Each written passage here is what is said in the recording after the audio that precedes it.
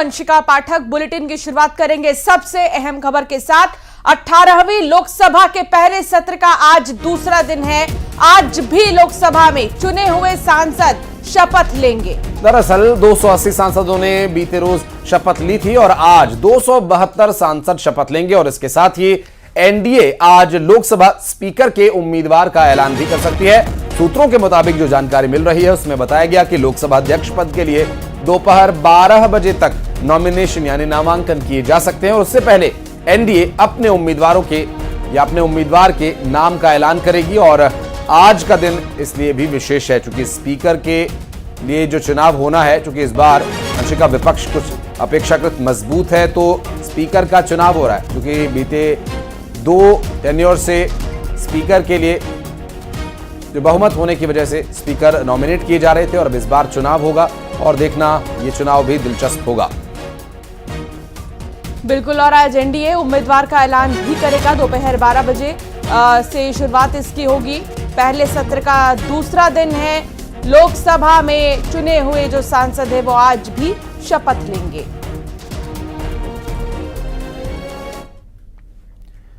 और बढ़ते हैं आगे, अगली खबर दिल्ली से, जहां पर अमित शाह से आज जगत प्रकाश नड्डा मुलाकात कर सकते हैं। दरअसल भारतीय जनता पार्टी के राष्ट्रीय अध्यक्ष जगत प्रकाश नड्डा मुलाकात करेंगे अमित शाह से। आज एनडीए के स्पीकर के नाम के ऐलान से पहले ये मुलाकात होगी और कई मायनों में खास होगी। अभी भी जब तक किसी और को बीजेपी का राष्ट्रीय अध्यक्ष नहीं बनाया गया है तब तक जेपी नड्डा ही अध्यक्ष की जिम्मेदारी भी संभाल रही हैं, स्वास्थ्य मंत्री होने के साथ साथ। और आज मुलाकात वो करेंगे अमित शाह से और चर्चा होगी इस बात पर कि आखिर किसे उतारना है, क्या करना है। स्पीकर के नाम को लेकर जो है चर्चा होगी और ऐलान से पहले ये मुलाकात बेहद ही अहम मानी जा रही है। लोकसभा चुनाव के बाद छत्तीसगढ़ में कैबिनेट विस्तार को लेकर सुगबुगाहट तेज हो गई है। इस बीच आज सीएम साय दिल्ली दौरे पर जा रहे हैं।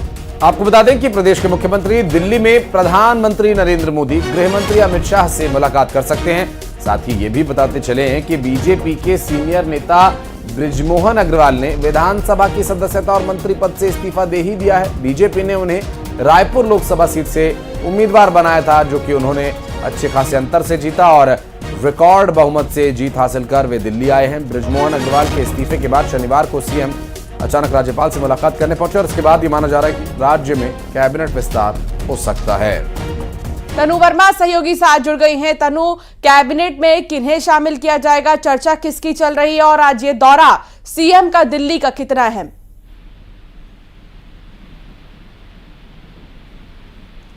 तनु, आवाज मिल पा रही है? जानना चाहेंगे कि आज मुख्यमंत्री का दिल्ली का दौरा कितना महत्वपूर्ण है और क्या कुछ इसके बारे में डिटेल्स हैं अपने पास?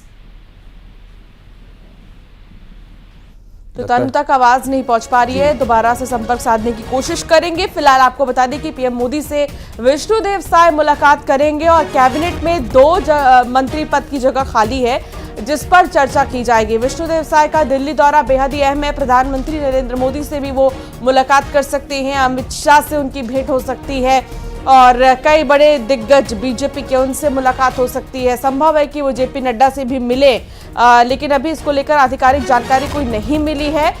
बड़े नेतृत्वों से उनकी मुलाकात अहम हो जाती है। कैबिनेट में किसे शामिल किया जाना है क्योंकि 2 पद अभी भी खाली बताए जा रहे हैं और मंत्री पद को लेकर ये विस्तार किस तरह से, किस आधार पर किया जाए, ये सबसे महत्वपूर्ण बिंदु होगा जानने का। और आज विष्णुदेव साय दिल्ली जाएंगे। तनु से बात करते हैं हमारी सहयोगी तनु। आवाज मिल पा रही, जानना चाहेंगे कि प्रधानमंत्री और गृह मंत्री से आज विष्णुदेव साय मुलाकात करने वाले, संगठन के पदाधिकारियों से भी मुलाकात होगी। क्या कैबिनेट विस्तार से इसका कोई कनेक्शन है? जी बिल्कुल, देखिए सीएम साय जो है आज प्रधानमंत्री नरेंद्र मोदी और केंद्रीय गृह मंत्री अमित शाह से मुलाकात करेंगे। इसके अलावा और भी राष्ट्रीय नेताओं से उनकी जो है मुलाकात हो सकती है, संगठन के पदाधिकारियों से भी वो मुलाकात कर सकते हैं। और माना जा रहा है कि इस दौरान छत्तीसगढ़ के मंत्रिमंडल में 2 पद जो रिक्त हैं उसके लिए भी वहां पर जो है वो चर्चा हो सकती है। इसके अलावा और भी कई अहम मुद्दे हैं, छत्तीसगढ़ के विकास को लेकर भी सीएम साय जो है वो चर्चा कर सकते हैं। जी बहुत शुक्रिया तनु जानकारी साझा करने के लिए। आगे बढ़ेंगे और बात करेंगे मोहन कैबिनेट की बैठक की, जो कि आज होने वाली है और कई महत्वपूर्ण प्रस्तावों को हरी झंडी मिलेगी। आपको बता दें कि सुबह करीब 10:30 बजे मंत्रालय में ये बैठक होगी और बैठक के बाद दोपहर करीब 12:15 बजे सीएम दिल्ली के लिए रवाना होंगे। और दिल्ली का दौरा किन विषयों पर होगा, क्या प्रमुख बिंदु रहेंगे, आज किन नेताओं से मुलाकात हो सकती है, ये भी अंशिका देखने का विषय रहेगा। और आज का मोहन कैबिनेट की बैठक के बाद संभव है कि प्रदेश के विकास कार्यों को लेकर केंद्रीय मंत्रियों से मुलाकात उनकी संभव है। और आज सुबह 10:30 बजे मंत्रालय में ये बैठक होनी है और इस बैठक में उनकी पूरी कैबिनेट मौजूद रहेगी, ऐसी जानकारी अब तक मिल रही है।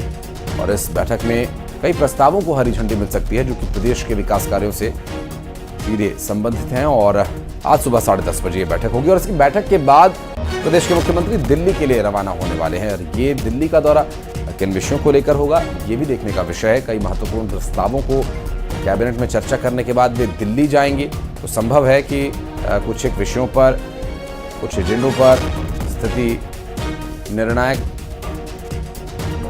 करने के बाद वे दिल्ली जाएं और दिल्ली में केंद्रीय मंत्रियों से मुलाकात भी हो सकती है। लेकिन केंद्रीय मंत्रियों से मुलाकात होगी या संगठन के नेताओं से, इस संबंध में वे दिल्ली जा रहे हैं, इस बारे में और डिटेल्स आप तक आगे पहुंचाएंगे। फिलहाल आज की ये बैठक कई मायने में अहम मानी जा रही है। कई प्रस्तावों पर आज मुहर लगनी है, उन्हें आगे पाइपलाइन में डाला जाना है जिससे कि प्रदेश के विकास कार्य सुचारू रूप से चलते रहें। और आज की ये कैबिनेट बैठक जिसकी अध्यक्षता करेंगे प्रदेश के मुख्यमंत्री डॉक्टर मोहन यादव।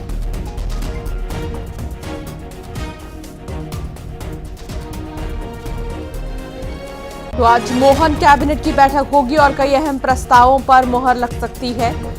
इसके साथ ही इस पर चर्चा भी होगी, हरी झंडी मिलेगी कई प्रस्तावों को।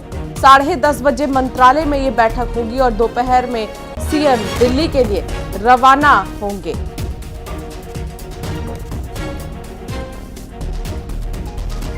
कई अहम प्रस्ताव मध्य प्रदेश के विकास के लिए, उन प्रस्तावों पर चर्चा होगी और उन्हें हरी झंडी भी दिखाई जा सकती है। वासु चौरे हमारे सहयोगी हमारे साथ जुड़ गए, उनसे बात करेंगे। वासु, आज की कैबिनेट के बैठक के एजेंडे क्या रहेंगे, साथ साथ ये भी बताइएगा कि दिल्ली जाने का क्या आधार रहेगा, क्या कुछ विषय तय हुए हैं, दिल्ली किस कारण जाना हो रहा है सीएम का?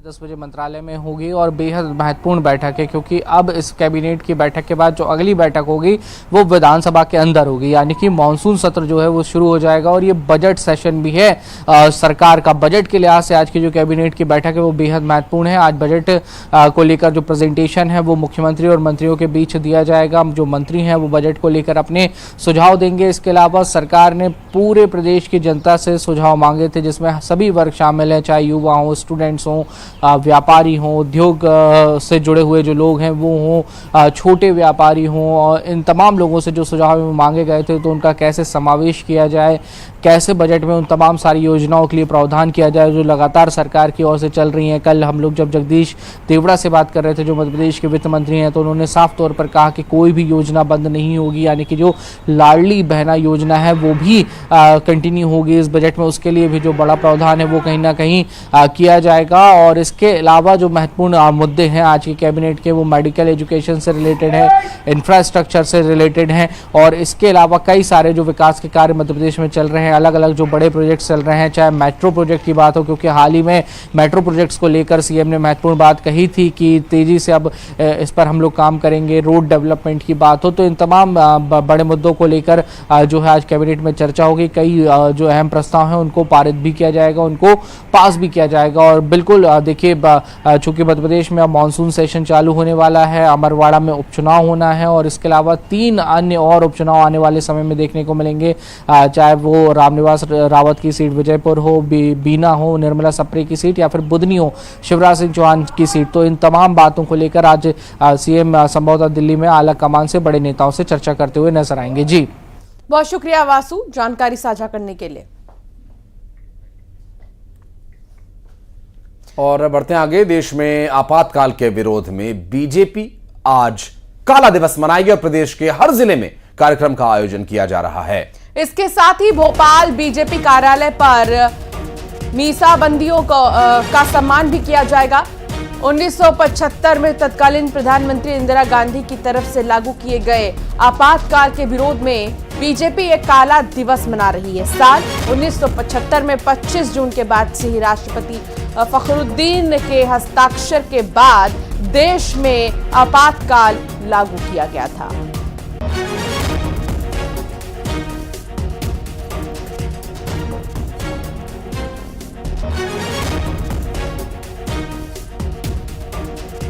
तो भारतीय जनता पार्टी इस आपातकाल की बरसी को काला दिवस के रूप में मनाएगी। कांग्रेस पार्टी के खिलाफ एक तरह का ये सांकेतिक प्रदर्शन बीजेपी हर साल करती है।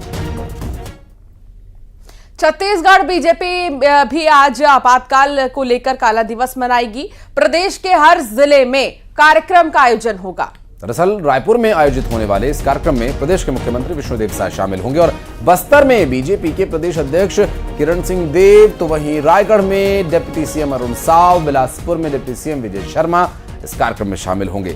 भारतीय जनता पार्टी आपातकाल का काला दिवस नाम से ये कार्यक्रम करेगी और इस कार्यक्रम में साल 1975 में तत्कालीन कांग्रेस की सरकार के द्वारा लगाए गए इमरजेंसी का विरोध करेगी। बीजेपी के नेताओं का इस काला दिवस को लेकर कई बड़े नेताओं का इस पर बयान आया। उनका ये कहना है कि पूरी देश को एक जेल में तब्दील कर दिया गया था, जो कि लोकतंत्र के इतिहास में काला दिन ही था, तो उसे काला दिवस के रूप में बीजेपी मना रही है।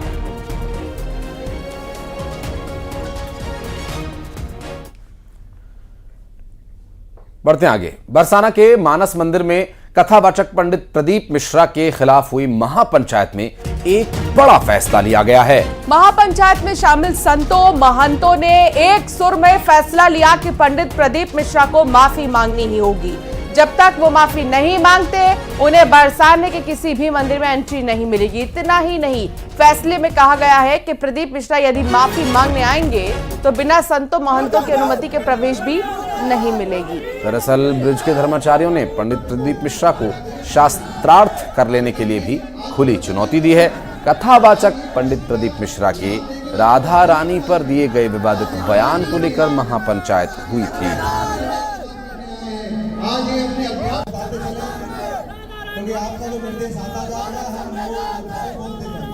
प्रदीप मिश्रा एक दुकानदार है जो रुद्राक्ष और माला सामान बेच करके व्यापार करके अपना काम चला रहा है।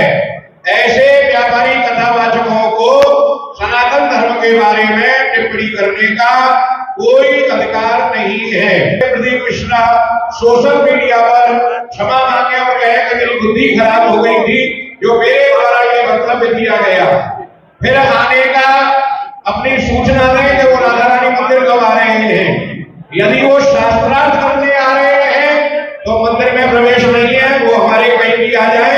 हमसे उन्होंने धीरकासुर कहा है ना, तो धीरकासुर लीला पूरी करके दिखाएंगे। वो लीला कैसे हुई थी, शास्त्रार्थ करने के लिए हर तरह से तैयार है और वो जिसको लाना चाहे उसको साथ में ले आवे। यदि वो क्षमा मांगने आवे तो श्री लालजी जी के मंदिर में आवे और कहे मेरी बुद्धि खराब हो गई, मति मारी गई थी, उसे क्षमा कर दिया जाएगा। और यदि वो अपने अभिमान पर टिका है तो उस आंदोलन के लिए जो कुछ करना पड़े हम करेंगे। और बढ़ते आगे। रिलायंस फाउंडेशन की चेयरपर्सन नीता अंबानी कल वाराणसी पहुंची, जहां उन्होंने सबसे पहले काशी विश्वनाथ मंदिर पहुंचकर दर्शन पूजन किया। उन्होंने अनंत अंबानी और राधिका मर्चेंट की शादी का कार्ड भी भगवान को भेंट किया और उनकी शादी के लिए मंगल कामना की। जिसके बाद नीता अंबानी ने गंगा जी की आरती में भी हिस्सा लिया और दर्शन पूजन के बाद नीता अंबानी ने कहा कि मैं भगवान शिव को अपने बेटे की शादी के लिए न्योता देने के लिए आई हूं। आपको बता दें कि अनंत अंबानी और राधिका मर्चेंट की 12 जुलाई को शादी होनी है और गंगा जी की आरती के बाद नीता अंबानी ने गोदौलिया स्थित काशी चाट भंडार पहुंचकर जलपान किया। काशी विश्वनाथ धाम के लिए 1,51,00,000 और अन्नपूर्णा मंदिर के लिए 1 करोड़ रुपए दान भी किए।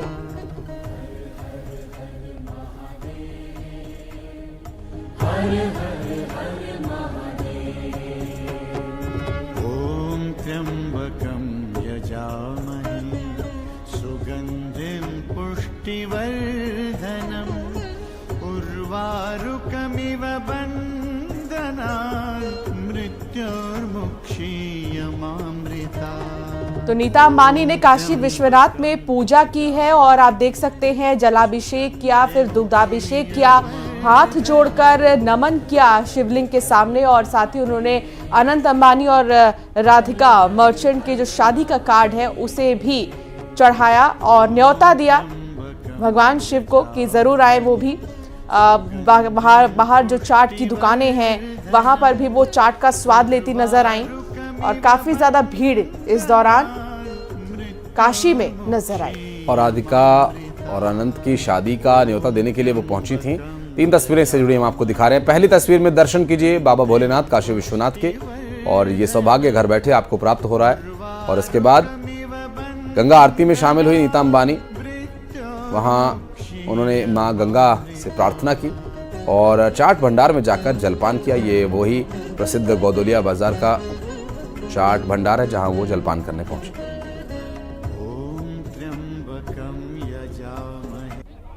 आज अभी मैं बाबा के दर्शन करके आई हूँ और I am feeling very blessed. जैसे आपको मालूम है हमारे हिंदू धर्म में सबसे पहले भगवान का आशीर्वाद लिया जाता है। तो आज मैंने मेरे बच्चे अनंत और राधिका का निमंत्रण पत्र लेकर आई हूँ बाबा के चरणों में अर्पित करने के लिए। बहुत खुशी का समय भी है, पर ये यहाँ मैं 10 साल के बाद आई हूँ और यहाँ का बदलाव और विकास देखकर मुझे बहुत खुशी हो रही है। बहुत खुशी का समय भी है, पर ये यहाँ मैं 10 साल के बाद आई हूँ और यहाँ का बदलाव और विकास देखकर मुझे बहुत खुशी हो रही है। ये कॉरिडोर जो काशी विश्वनाथ कॉरिडोर है, नमो घाट है और जो सोलर एनर्जी है यहाँ और स्वच्छता,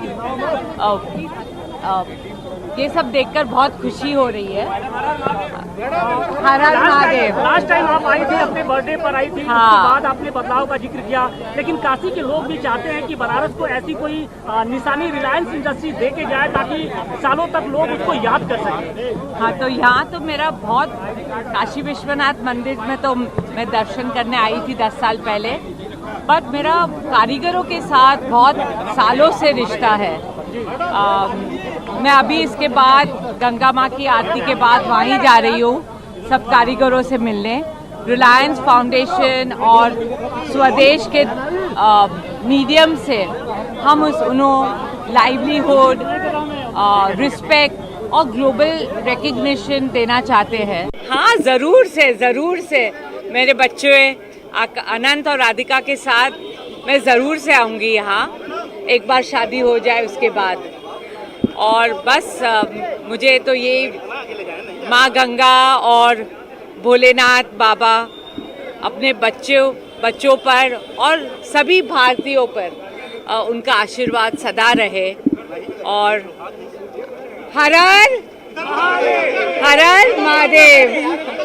मैं 10 साल पहले आई थी और अभी यहाँ मेरा सौभाग्य है कि मैं यहाँ गंगा आरती के टाइम आई हूँ और इतना अच्छा लग रहा है, इतनी शांति लग रही है मन में, बहुत ही सुंदर। दर्शन भी किए मैम आज बाबा विश्वनाथ के। मैम आप इन्विटेशन एक तरीके से लेके आई, यहाँ पर जो माहौल होता है पीएम मोदी लोग सब लोग आते हैं, अलग ही एंथुसियाज्म रहता है। क्या अनुभव हुआ आपको, अंदर से क्या फील है मैम, क्या कहना चाहिए? बस ये इतनी शक्ति है यहाँ और जो डिविनिटी में एक्सपीरियंस होता है that only one person can experience. Thank you. और अब बढ़ते आगे, रुक करेंगे कुछ अन्य खबरों का। रायसेन से क्या अहम खबर आपको बता दें, पुलिस ने एक महिला की हत्या का खुलासा किया है। प्रेमी ने 35 साल की महिला की हत्या कर दी। शादी का दबाव, ब्लैकमेलिंग से परेशान था, महिला की गला दबाकर हत्या की गई। दरअसल बिकलपुर में पुलिया के पास इस महिला का शव मिला था और सिलवानी थाना क्षेत्र का ये पूरा मामला बताया जा रहा है। 35 साल की महिला और प्रेमी परेशान था, ब्लैकमेलिंग और शादी की बात जब महिला करती थी, जिसके बाद उसने गुस्से में आकर उसकी हत्या कर दी। उन्होंने निर्देश दिया और उनके निर्देशन में एक टीम गठित की गई। तत्काल जो है इस हत्या के युक्ति को सुलझाने में पुलिस टीम द्वारा सतत प्रयास किया गया। का डिटेल एवं भौतिक साक्ष्यों और परिजनों के कथनों के अनुसार जो है जिसके ऊपर शंका कर रहे थे उसको बुला के उसको कथन लिए गए। कथन के आधार पर जो है संदेह व्यक्त के आधार पर चंदेही को के विरुद्ध अपराध 302(201) का प्रकरण कायम किया गया। कोरबा में रफ्तार का कहर देखने को मिला। ओवरब्रिज से एक बाइक नीचे गिर गई और इस बाइक पर सवार 2 लोगों की मौत हो गई है। बता दें कि ये पिकनिक मनाने के लिए गए हुए थे और वहां से लौटते वक्त ये हादसा हुआ। उरगा थाना क्षेत्र की ये पूरी दुर्घटना है।